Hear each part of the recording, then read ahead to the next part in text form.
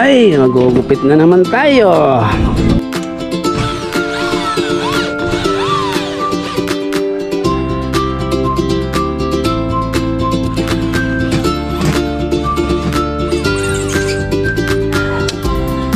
Ay, hindi natapos mga silo. Time check tayo, mag-alas 6 na.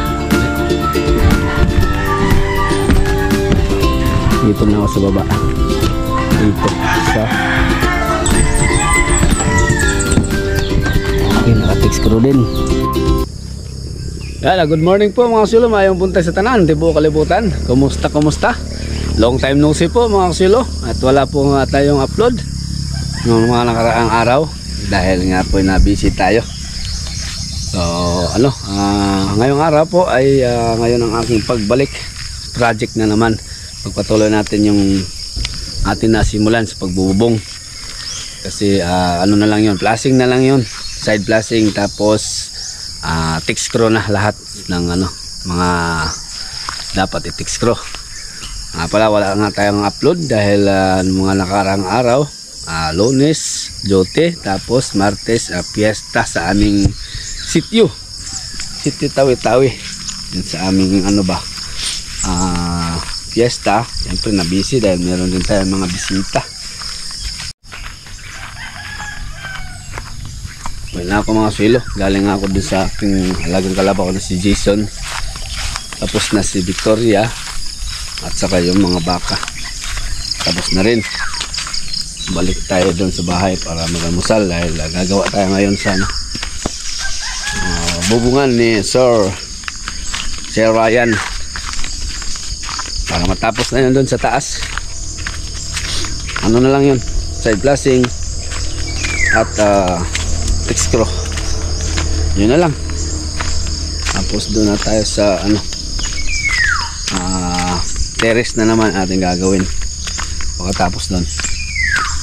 Okay, good morning.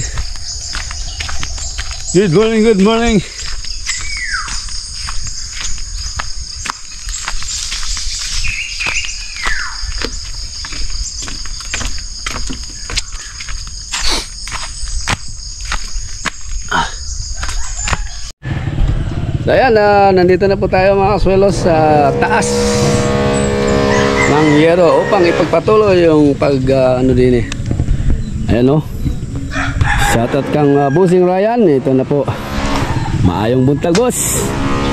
Ipagpatuloy na po namin ni John Ray. Si Pastor sana kaso nalulula daw siya sa taas, doon sa baba.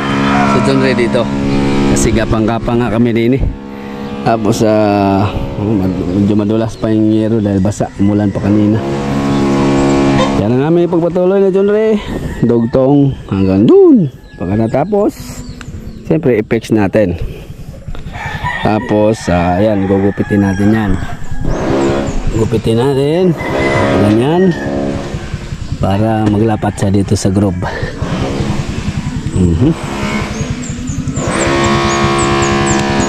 Tapos si Andre, pinahakot ko sa kanya ba, mag-akyat kami ng, siyempre pag gamitin namin nini. Pag paikutan na namin, i-fix na namin ito, batakan ng tansi para diretso. Pagkatapos ay i-full stick screw ko na ito lahat.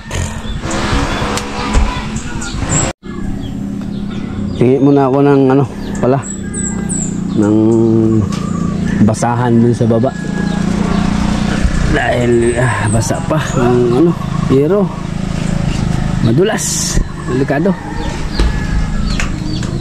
Punasan ko muna dito yung aming paghigaan ni John Ray. Ay, delikado, madulas. Dugtungan na natin yan. Ito na, nakaready na yung mga pandugtong natin. Nakit na dyan.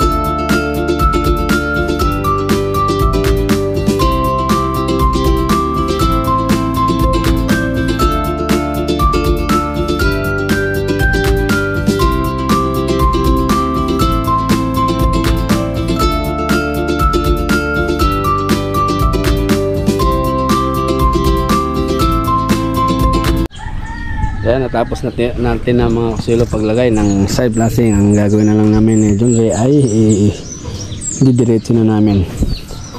So ito, nakatansi na yan ha. Dulo. Tapos doon. Tapos pinaguhitan ko ni John Ray muna yung ano, yung pagitan ng groove kasi para sigurado ba hindi kita. Ayan. Nalito yung groove niya kasi thick screw na yung ating gagamitin dyan. Ganun. Ayos. Tapos siyempre ano natin to, kasi ganun yan, ganun. Ayan o, diba? Tapos textura dito para diretso din. Ayos. Ano? Tapos bago kami bumaba, linisin muna namin ito mamaya. Kaya may puno kasi din eh. Ano? Gutter niya. Tanggalin muna namin itong mga dahon eh, no? Mamaya linisin namin ito. Pagkatapos bago bumaba ay linisin muna lahat. Okay, i-fix ko pa yan. Lagyan ko pa ng brace yan, tukod ito. Gumagalaw pa, kailangan may tukod din dito. Mamaya na.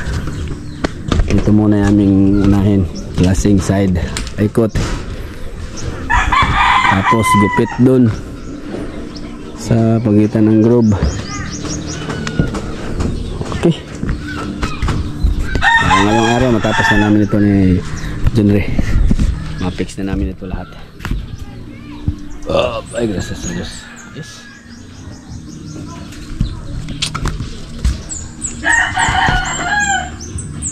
Kailangan mabawasan ito.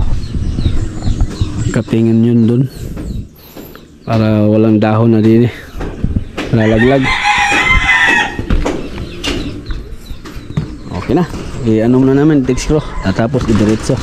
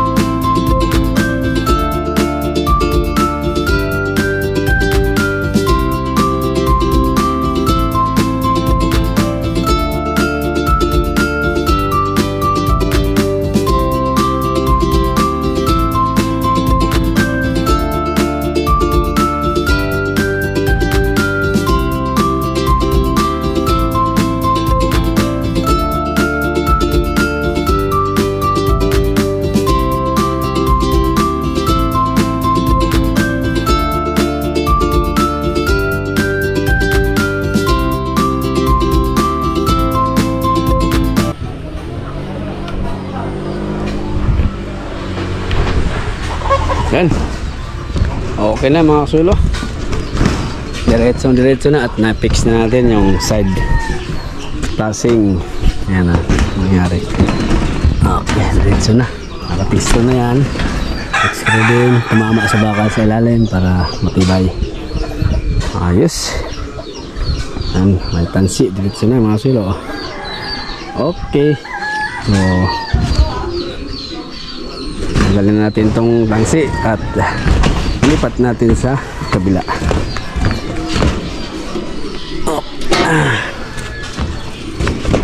Diba?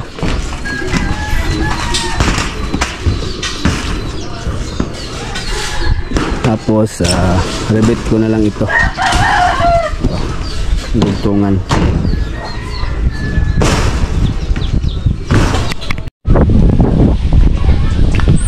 Okay, napaikutan na namin yun rin mga kasulo, at na-strip ko na rin or nabatakan ko na ng tansi at na-fix ko na.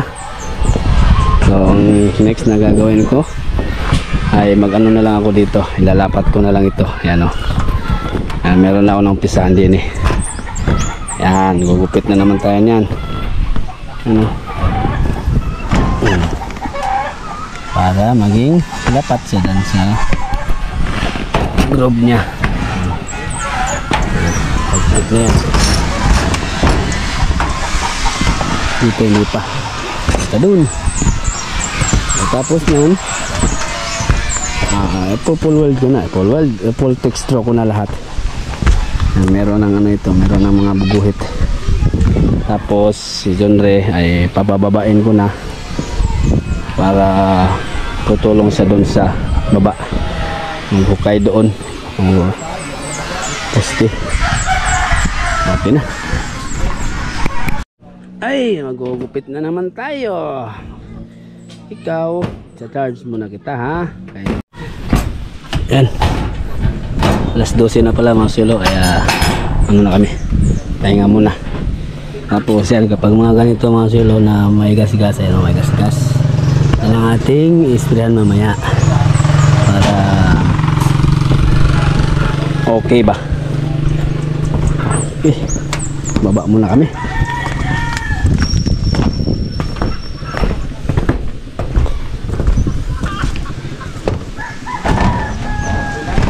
Ano, paikutan na natin. Oh, ganda, ganda bossing.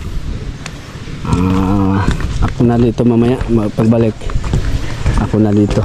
Si John Ray pinapababa ko na, ay kayang-kaya ko na to na ako lang mag-isa.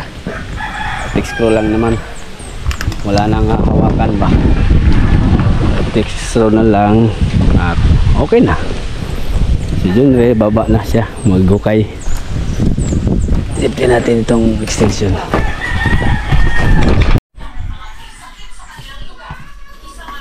Ang ulam, sinampalukan. Uy, sarap na ulam pala namin. Ang luto si Mrs. na sinampalukan.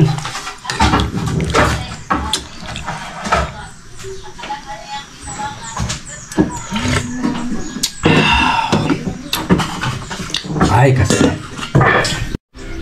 yan, patuloy tayo dito mga sulo sa ating ginagawa. Akala ko hindi na naman matapos ito dahil nga umulan. So alas 2 na tayo, market din uli kasi hinintay ko pang tumigil yung ulan, pero meron na namang ambon-ambon, no? Ano, merong itim dito. Yan. So tuloy pa ako sa pag-cutting dito mga sulo. Ayan, basa ako. Ay nako, ulan. Yan. Tapos titikso natin.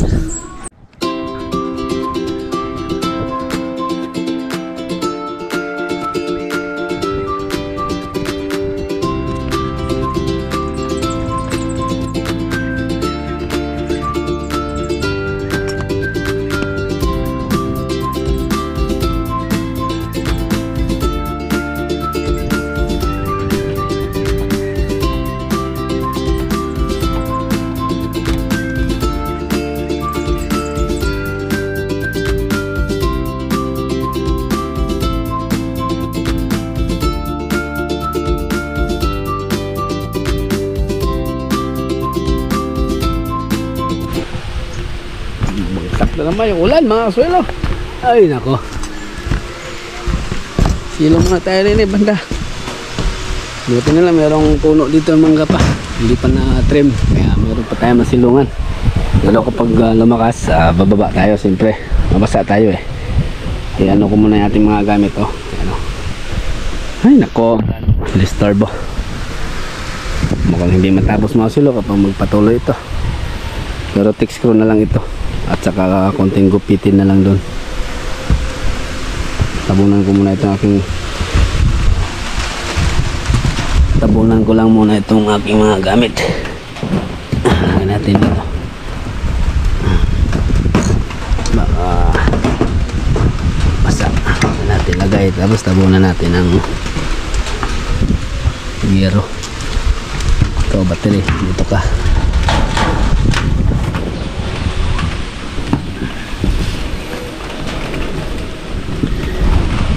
Sakit lang.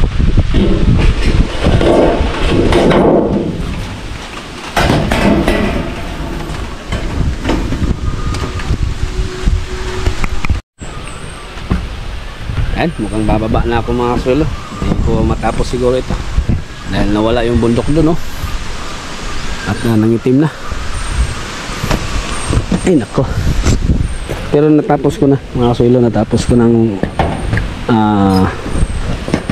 gupitin lahat. Tapos tinextro ko na ano.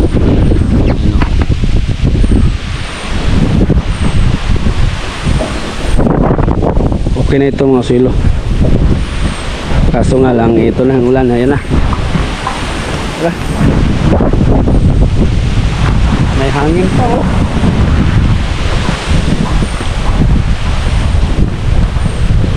Bukas na lang naman ulit ito. Ayan na. Soy! Hindi ako nakababa mga kasuelo. Biglang bumagsak. Kaya nagpahagis na lang ako ng payong dito sa taas ni Mrs.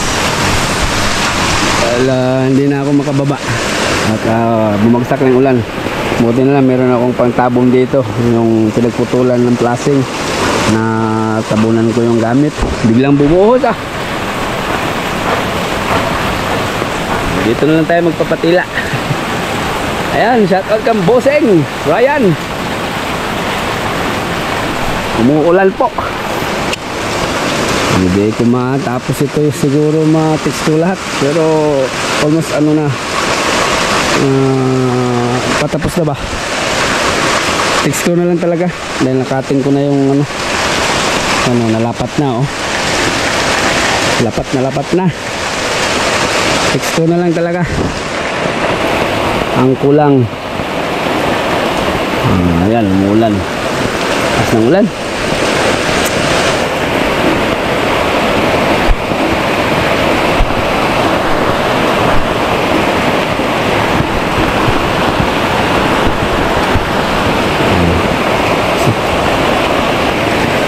Secure na mga gamit nila ni Bossing sa baba dahil wala namang meron ng bubong. Ganda oh. Parang ayaw yata tumila pero lumitaw na yung bundok doon ng konti.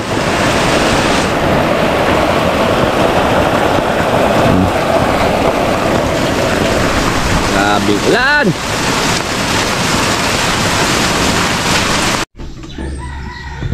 So yan po mga kasuelo na kuha natin sa tiyaga. Natapos ko na rin sa wakas ang dito sa pagtiksro dito ba. At tumila na yung ulan. So pagpatuloy ko na yung pagtiksro dito lahat. Yan ang ating next step ngayon dahil natapos ko na po mga kasuelo. Yan, tiksro lahat yan. Wala hanggang doon sa dulo. So kahit di na natin i-rebit dito dahil naka-tiksro man. Yan, texture na to. Tapos itong texture siyempre tagos dun sa bakal sa ilalim. Yan. So ngayon pagpatuloy na natin to habang hindi na ulan para matapos na ito. Sana matapos natin ito lahat dito. Tapos tanggal sa mga kalat dito bago bumaba. So tara mga sulo, time lapse na tayo para dire-diretso yung ating gawa. Fix ko na natin lahat.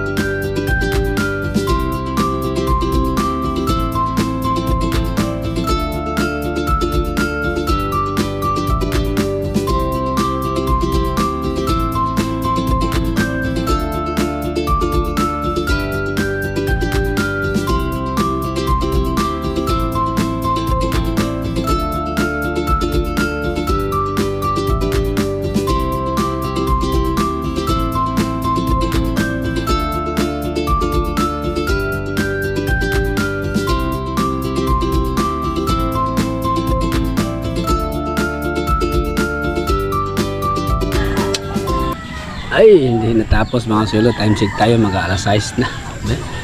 5:25. Bababa na ako. Meron pang 5 linya mga kasulo na iti-textro natin.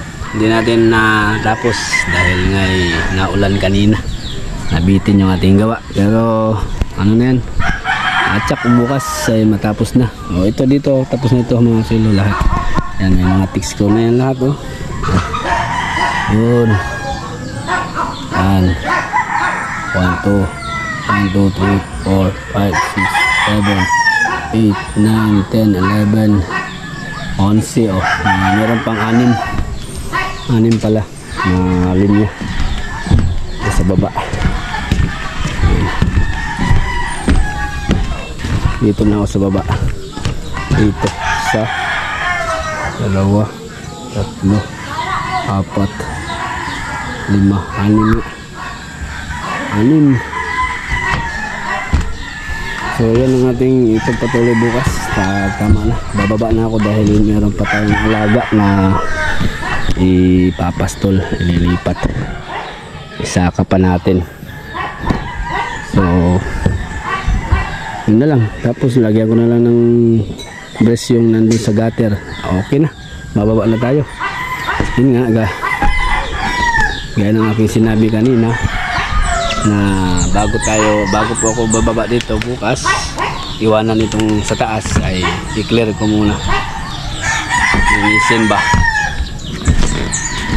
tapos sprayhan yung mga merong gas-gas.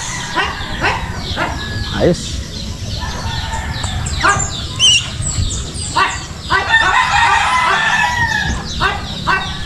Kaya tinatapos, medyo malapad din po kasi ito. Medyo malapad itong ating ginawa. Oh. Ganda na, oh. Meron ng side flashing. Okay na. Shout out kang Boss Ryan. Ito na yung itsura sa taas. Yan.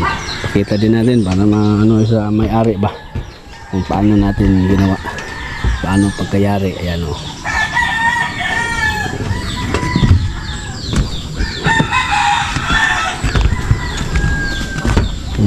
Yan, nakalapat na yan. Okay, naka-text screw din. Yan. Ayan, katulad nito, mayroong bakbak dahil sa pag-ano natin yan. Hindi natin maiwasan, may gas-gas. Kaya sprayan natin bukas. Okay, yan na boss.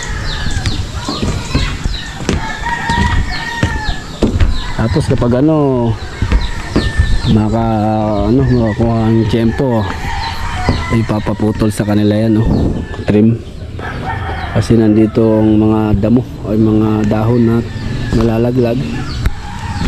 Ayan, pupunta dun sa gutter, napupunduhan ng tubig yung gutter kapag ganyan, so kailangan matapyasan yan.